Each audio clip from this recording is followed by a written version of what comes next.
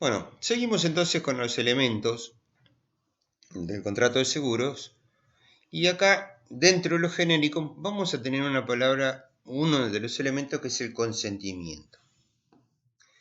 ¿Qué es el consentimiento? Es la aceptación.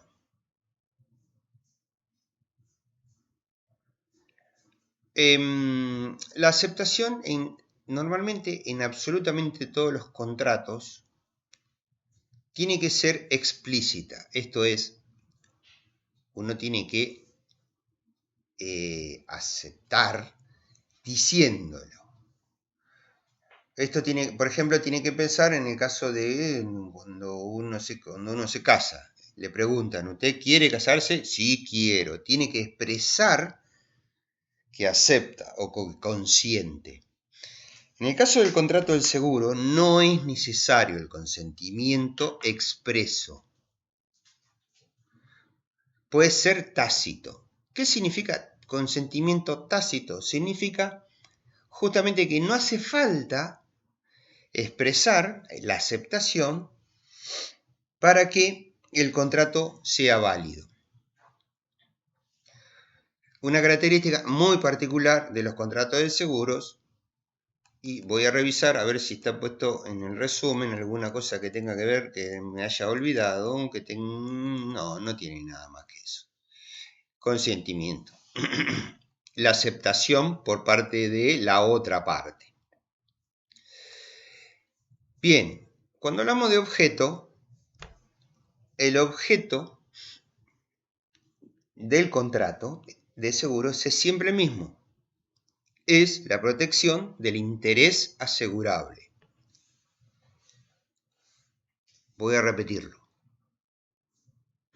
para que se entienda bien, y después vamos a ver interés asegurable. El objeto del contrato de seguro es la protección del interés asegurable.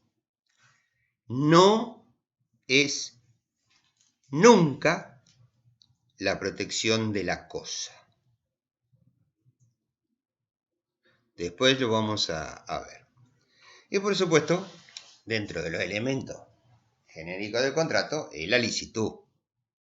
Que sea lícito, que esté dentro de lo que permite la ley, que se pueda asegurar. O sea, no tiene lógica asegurar un sembrado de marihuana, por ejemplo, contra granizo. La cobertura de granizo existe para aquellos cultivos que son lícitos, el trigo, la uva, o sea, cultivos normales, digamos, pero no se puede asegurar eso, no se puede asegurar contra robo una pistola para ir a robar, por ejemplo. No tiene lógica, no tiene cabida, ¿sí? O sea, es imposible. Entonces, esos son los elementos que están presentes en todos los contratos. Y nos queda por ver los específicos. Los específicos son tres, son particulares de cada contrato. O sea, cada contrato de seguros tiene su propio interés asegurable, su propio riesgo y su propia prima. De los tres me voy a quedar por ahora para explicar en este video solamente con el riesgo, que ya habíamos visto algo cuando vimos colectivización, ¿se acuerdan? Cuando vimos definición. Riesgo es aquella eventualidad, o sea, algo que puede pasar y que si pasa acarrea un perjuicio económico. Permítame un momento que voy a buscar en el resumen la parte de riesgo antes de seguir, pero acá no lo tengo, acá está riesgo.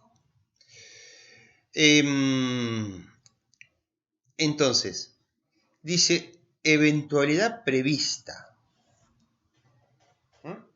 ¿Puede pasar o no? Entonces vamos a, por ejemplo, a ver, ¿qué puede pasar o no? Entonces ya habíamos visto algo que si el riesgo puede ser, por ejemplo, el granizo. ¿Por qué? Porque a veces cuando cae agua, graniza. Y si graniza, normalmente ocasiona un daño. Entonces ese daño es compensable con dinero. Entonces eso es un riesgo.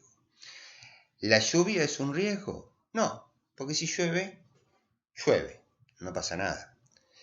El vendaval es un riesgo, porque el vendaval es una mezcla de lluvia y viento que con más violencia, que puede acarrear daños económicos. Fíjense también, en esta parte de la definición, ¿sí? Es que no hay certeza, o sea, no está claro de que va a pasar. Tampoco está claro de que no va a pasar. Entonces,